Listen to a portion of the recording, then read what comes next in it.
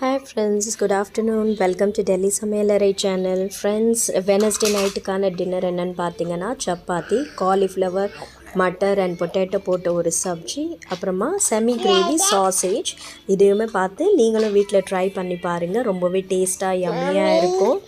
And நீங்கள் try பண்ணிங்கன்னா கமெண்ட்டில் எனக்கு சொல்லுங்கள் எப்படி நீங்கள் குக் பண்ணிங்கன்னு. என் வீடியோ பிடிச்சிருந்தா லைக் பண்ணுங்கள், ஷேர் பண்ணுங்கள் அண்ட் சப்ஸ்கிரைப் பண்ணி சப்போர்ட் பண்ணுங்கள். தேங்க்யூ, பாய்.